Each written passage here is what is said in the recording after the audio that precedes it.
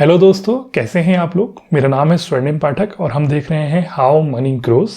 आज हम बात करेंगे कि कैसे आपको एक मेडिकल इंश्योरेंस पॉलिसी को खरीदना चाहिए। दोस्तों, अभी कुछ दिन पहले मैंने खुद के लिए एक मेडिकल इंश्योरेंस खरीदने की कोशिश करी। मुझे लगा कि जो मेरा अमाउंट है उसको मुझे अपग्रेड कर देना चाहिए और एक नई पॉलिसी भी शायद देखनी चाहिए। लेकिन आप यकीन नहीं मानेंगे, जब मैं पॉलिसी खरीदने गया तो मेरे बाल खड़े हो गए। पिछली बार जब मैंने पॉलिसी खरीदी थी तो कभी भी इतना नहीं सोचा था उस पॉलिसी के बारे में, लेकिन इस बार क्योंकि मैं एक फाइनेंशियल पॉइंट ऑफ व्यू से गया, जो मेरी नॉलेज थी, पिछली पॉलिसी का जो एक्सपीरियंस था उसके बेसिस में गया, तो इस बार जब पॉलिसी खरीदने लगा तो आप यकीन नहीं मानेंगे, जो मुझे परेशानी हुई, जो मुझे कन्फ्यूजन हुआ, मैं बता नहीं सकता हूँ। और इतना कन्फ्यूजन आपको किसी और पॉलिसी को खरीदने में नहीं होगा। लाइफ इंश्योरेंस खरीदने में, टर्म इंश्योरेंस खरीदने में इतना कन्फ्यूजन नहीं होगा जितना एक हेल्थ इंश्योरेंस खरीदने में होता है, क्योंकि इतनी छोटी छोटी बातें होती है पॉलिसी की वर्डिंग में, इतने छोटे छोटे इंक्लूजन होते हैं कि बिल्कुल सर घूम जाता है कि यार ये मतलब कुछ गड़बड़ तो नहीं कर रहे हैं, कोई चीज़ हम मिस तो नहीं कर रहे हैं इस पॉलिसी को खरीदते हुए। तो यहाँ पर आज मैंने अपना एक्सपीरियंस बहुत सारे पन्नों में डॉक्यूमेंट करा हुआ है और इस एक्सपीरियंस के बेसिस में ही मैं आपको बताने वाला हूँ कि अगर आपको कोई मेडिकल इंश्योरेंस खरीदना है तो किन किन छोटी सी छोटी बातों का आपको ध्यान रखना है।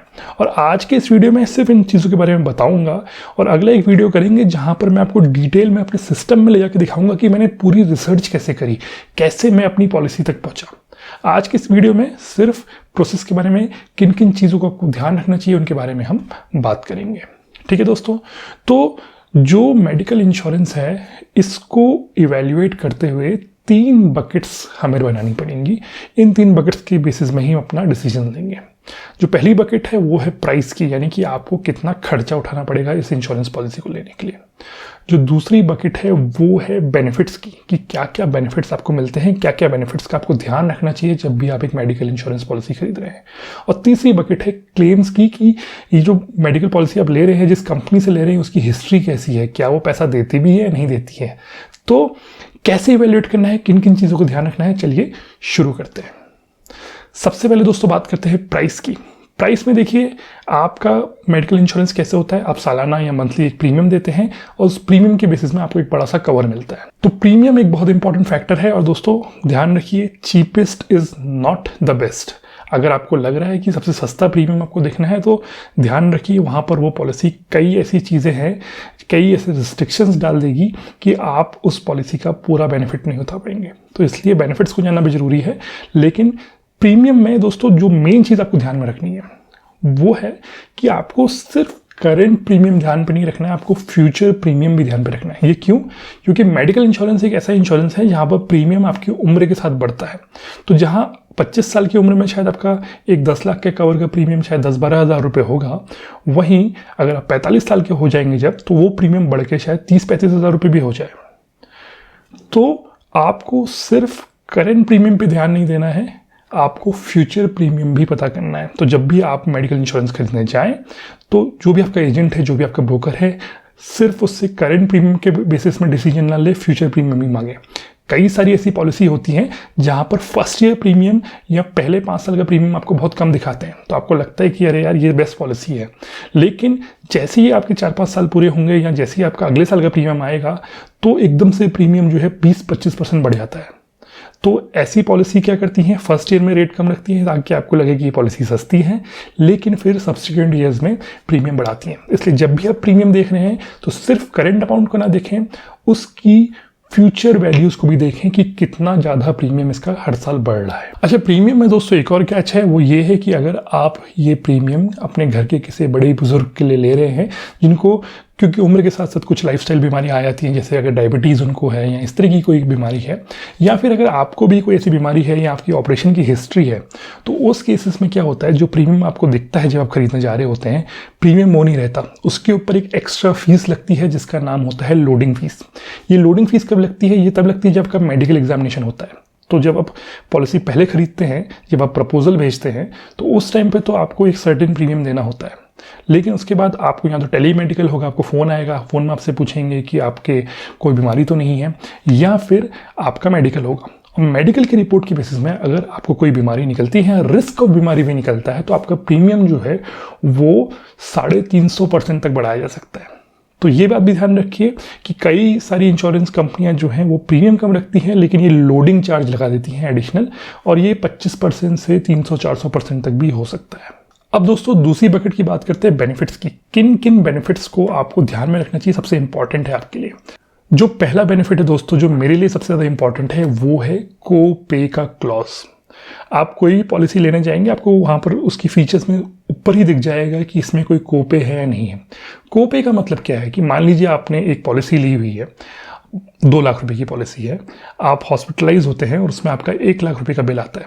तो अगर वहाँ पर कोपे क्लॉज है तो उस 1 लाख के बिल में से insurance company certain % of amount नहीं पे करेगी, वो आपको अपनी जेब से पे करना पड़ेगा।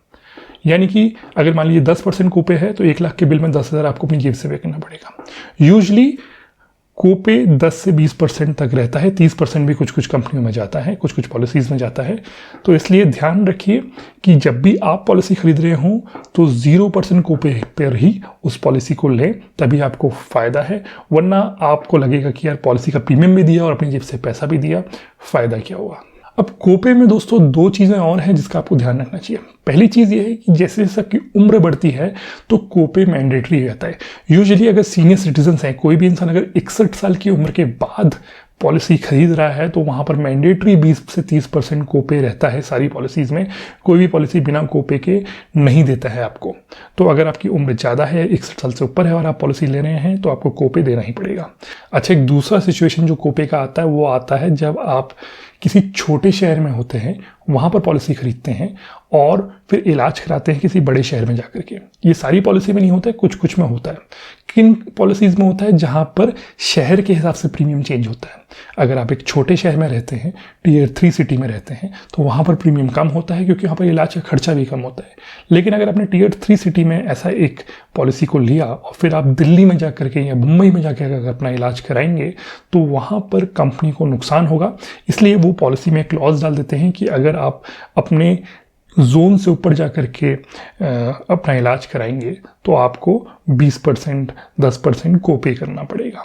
तो ये बात भी ध्यान रखिए कि अगर आपको पैन इंडिया इलाज कराना है तो ये जोन वाइज कोपे का क्लॉज भी आपकी पॉलिसी में ना हो। 3 तरीके के टियर होते हैं, जोन 1, जोन 2, जोन 3। जोन 1 में दिल्ली मुंबई आते हैं, जोन 2 में थोड़े छोटे शहर जैसे बैंगलोर हैदराबाद आते हैं और जोन 3 में सारे छोटे शहर आते हैं।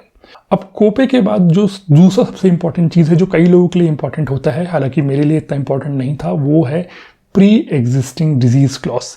मैक्सिमम जो क्लेम हैं जो रिजेक्ट होते हैं वो इसीलिए होते हैं क्योंकि जो प्री एग्जिस्टिंग डिजीज़ होती हैं लोग उनका इलाज करा लेते हैं और उनके इलाज का कंपनी रीइंबर्समेंट नहीं देती है, इंश्योरेंस में कवर नहीं करती है। तो क्या होती हैं pre existing diseases? Pre existing diseases वो बीमारियां हैं जो पॉलिसी लेने से पहले से आपको पता है कि आपको हैं।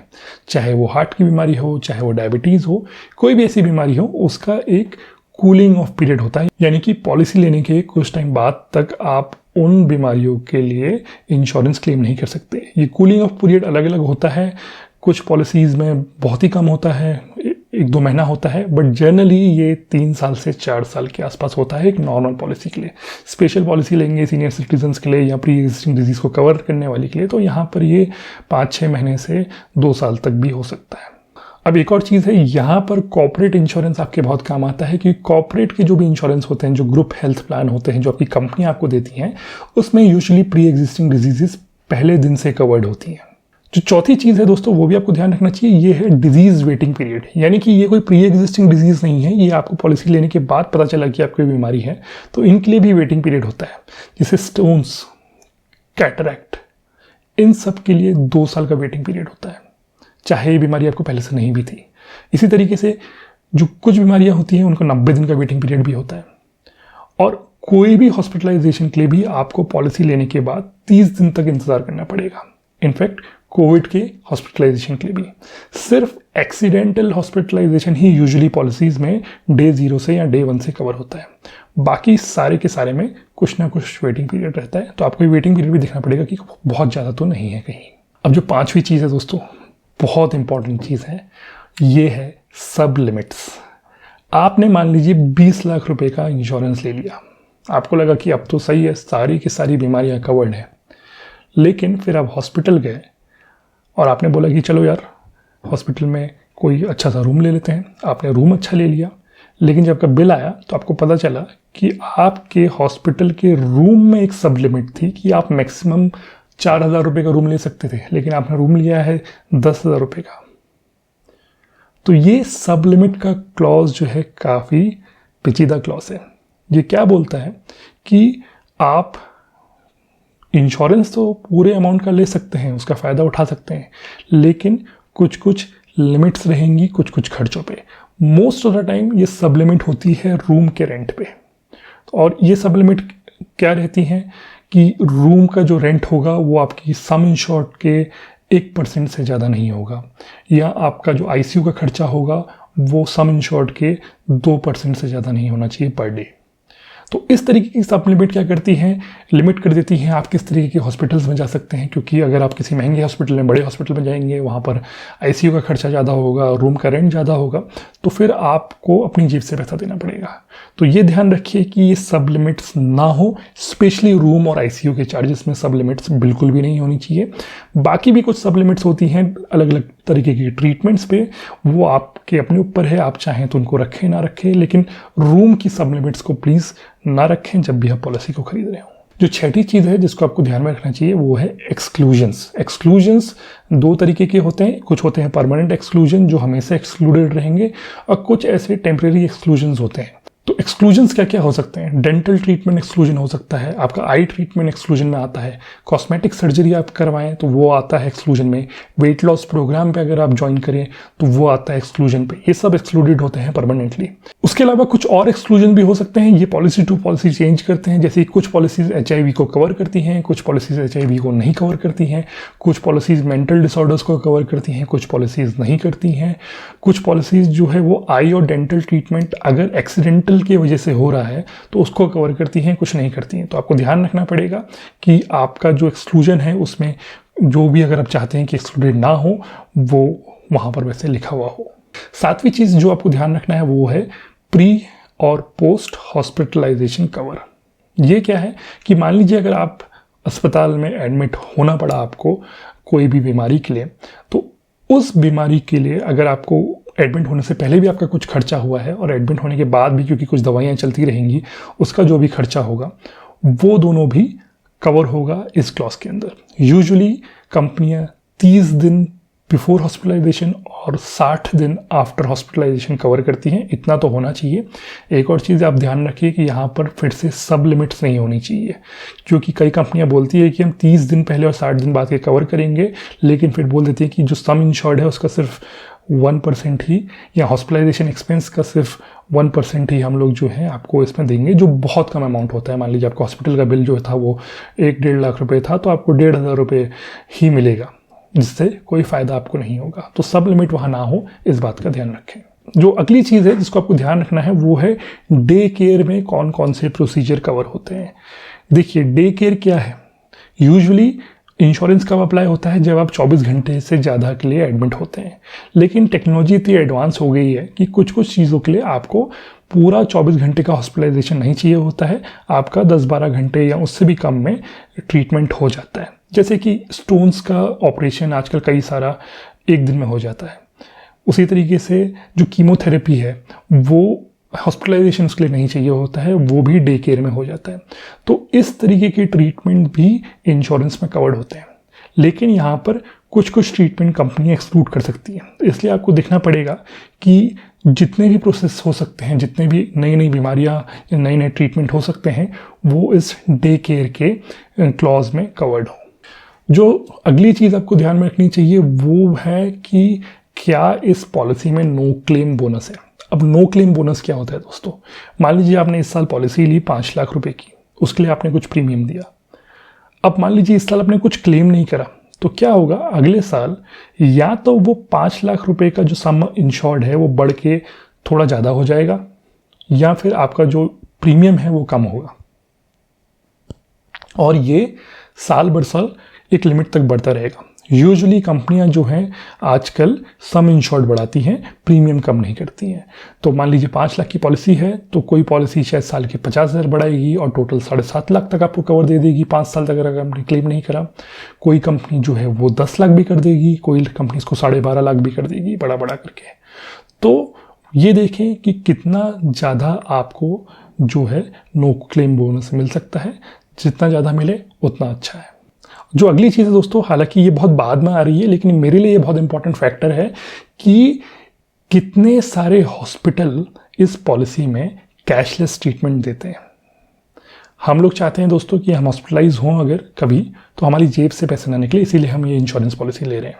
लेकिन अगर हमें कैश में पेमेंट करना पड़ा और फिर इन्वेस्टमेंट लेना पड़ा तो हमें फिर 1 से 1.5 महीना वेट भी करना पड़ सकता है पैसा आने के लिए। तो किस तरीके से इवैल्यूएट करना है इसको? पहले तो देखना है कि आपके जो शहर है वहाँ पर कितने कैशलेस हॉस्पिटल हैं। देखें कि जो शहर के सबसे बड़े बड़े हॉस्पिटल हैं जहाँ आपको जाना पड़ सकता है, जहाँ आप एडमिट होना चाहेंगे अगर आपको बीमारी हो, वो उन कैशलेस हॉस्पिटल में आते हैं नहीं आते हैं। और आखिरी चीज़, आपके घर के जो नियरेस्ट बड़े हॉस्पिटल हैं या नियरेस्ट हॉस्पिटल हैं वो वहाँ पर कैशलेस हैं या नहीं है। ये 3 चीज़ आपको देखनी है, नंबर ऑफ कैशलेस हॉस्पिटल्स, बड़े हॉस्पिटल और घर के नियरेस्ट हॉस्पिटल, ये कैशलेस में है या नहीं है। जो आखिरी चीज़ दोस्तों बेनिफिट्स के अंडर हमको कंसिडर करनी है, और ये चीज़ मैंने रिसेंटली ऐड करी है, ये मेरी ओरिजिनल लिस्ट में नहीं थी। ये क्यों ऐड मैंने करी है ये मैं आपको अगली वीडियो में बताऊंगा, जहाँ पर मैं पॉलिसी खरीद के आपको दिखाऊंगा कि कैसे रिसर्च करते हैं इसके ऊपर। तो वहाँ पर जो आखिरी चीज़ है वो ये है कि क्या आपकी पॉलिसी जो मॉडर्न ट्रीटमेंट्स हैं उनको तो कवर करती है या नहीं करती है। अब मॉडर्न ट्रीटमेंट्स क्या है? मॉडर्न ट्रीटमेंट्स हैं रोबोटिक्स से रिलेटेड जो सर्जरी है, ओरल कीमोथेरेपी है, इम्यूनोथेरेपी है। ये सारे के सारे जो मॉडर्न ट्रीटमेंट्स है काफ़ी महंगे हैं आज के दिन में, ठीक है, लेकिन इनको लाइफ सेविंग माना जाता है, इनको एडवांस माना जाता है। और हो सकता है आज से 10-15 साल बाद ये नॉर्मल ट्रीटमेंट में आ जाए, ये मॉडर्न ना रहे। लेकिन अगर आपकी पॉलिसी इनको नहीं कवर करती है तो आप सोचिए कि आज से 10-15 साल बाद जब अपनी पॉलिसी को यूज़ करेंगे, चाहे वो करोड़ों रुपए की पॉलिसी भी क्यों ना हो, अगर ये ट्रीटमेंट कवर्ड ना हो तो आप उसका फ़ायदा नहीं उठा पाएंगे, आपको अपनी जेब से पैसा देना पड़ेगा। इसलिए बहुत ज़रूरी है कि आप ये ध्यान रखें कि आपकी पॉलिसी जो भी मॉडर्न ट्रीटमेंट्स हैं उनको कवर करती है। IRDAI जो इंश्योरेंस रेगुलेटरी अथॉरिटी है, उन्होंने भी जो है लास्ट ईयर एक सर्कुलर निकाला था जहाँ पर इंश्योरेंस कंपनी को बोला है कि ये जो मॉडर्न ट्रीटमेंट्स हैं इनको कवर करें। लेकिन आज भी कई सारी कंपनी ने अपनी पॉलिसी की वर्डिंग में इन मॉडर्न ट्रीटमेंट्स को नहीं डाला हुआ है, तो इसका भी आपको ध्यान रखना पड़ेगा। जो आखिरी बकेट है दोस्तों जिसके बेसिस में आपको एक पॉलिसी को इवेलुएट करना चाहिए वो है क्लेम्स की बकेट, यानी कि कितने अच्छे तरीके से वो कंपनी क्लेम्स को सेटल कर रही है। 2-3 तरीके हैं जिनसे कि कंपनी की क्लेम प्रोसेस करने की कैपेबिलिटी को हम जज कर सकते हैं। जो पहला तरीका है, जो पहली चीज़ है जो आपको ध्यान में रखनी है वो ये है कि कंपनी का क्लेम सेटलमेंट रेशियो क्या है। यानी कि कंपनी को अगर साल में 100 क्लेम मिले तो उन्होंने उस 100 में से कितने क्लेम्स का पेमेंट करा। यूजुअली अगर आप मेडिकल इंश्योरेंस में देखेंगे तो ये एवरेज 90% से 96-97% के बीच में वेरी करता है अलग अलग कंपनियों के लिए। मैं बोलूँगा as a rule of thumb, जो मैंने रिसेंट डेटा देखा उसके बेसिस में, कि 93% से ऊपर जो भी कंपनियां दे रही हैं आज के दिन में क्लेम सेटलमेंट रेशियो, वो एक अच्छा रेशियो है। पहले ये 95% हुआ करता था, लेकिन रिसेंटली मैं डेटा जो देख रहा हूँ उसके हिसाब से मुझे 93% एक ठीक ठाक नंबर लगता है। अब क्लेम सेटलमेंट रेशियो दोस्तों अकेले काफ़ी नहीं है, क्योंकि इसमें एक प्रॉब्लम है। प्रॉब्लम ये है कि क्लेम सेटलमेंट रेशियो जो है वो एक कंपनी के लेवल पे होता है, ना कि इंडिविजुअल पॉलिसी के लेवल पे। यानी कि अगर आप मान लीजिए आपने एक पॉलिसी शॉर्टलिस्ट करी हुई है और आपको पता करना है कि इसका क्लेम सेटलमेंट रेशियो कितना है, तो आपको पता नहीं चलेगा, आपको पूरी कंपनी का पता चलेगा। और इसमें प्रॉब्लम क्या है कि कंपनियां जो हैं वो इंडिविजुअल इंश्योरेंस भी बेचती हैं और वो कॉर्पोरेट इंश्योरेंस भी बेचती हैं, जो ग्रुप मैनेजमेंट पॉलिसीज़ होती हैं। और यूजुअली ये जो ग्रुप पॉलिसीज़ होती हैं ना दोस्तों, इनमें सेटलमेंट ज़्यादा होता है और इंडिविजुअल में सेटलमेंट कम होता है। तो आपको एक्चुअल जो उसका सेटलमेंट रेशियो कभी पता नहीं चलेगा। इसलिए आपको 2 और चीज़ों का ध्यान रखना चाहिए। जो पहली चीज़ है उसमें से वो ये है कि कंप्लेंट पर 1000 क्लेम्स ये कितनी है इस कंपनी की। ये डेटा आपको सर्च करना चाहिए। ज़्यादा से ज़्यादा 5 से 6 कंप्लेंट आपको मिलनी चाहिए। अगर आपको उससे ज़्यादा कंप्लेंट मिल रही है पर 1000 क्लेम्स में उस कंपनी के लिए, तो कुछ ना कुछ प्रॉब्लम है।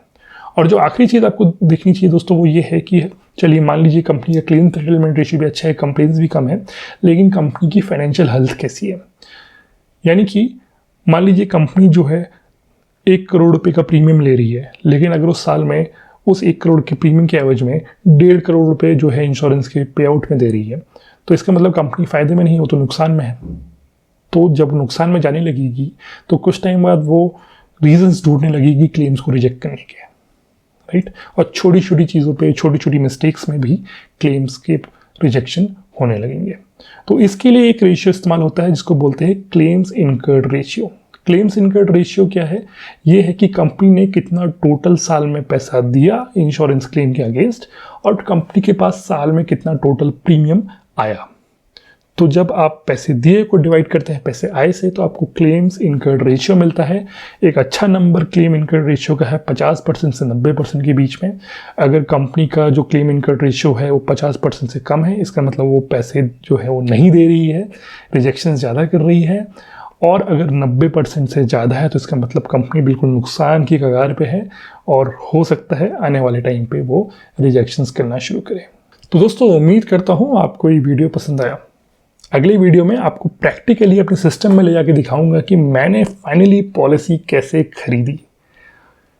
तो जुड़े रहिए दोस्तों इस चैनल के साथ। वीडियो अच्छा लगे तो इसे लाइक करें, अपने फैमिली के साथ, फ्रेंड्स के साथ शेयर करें ताकि उनकी भी नॉलेज बढ़े और वो भी फाइनेंशियली इंडिपेंडेंट बन पाए।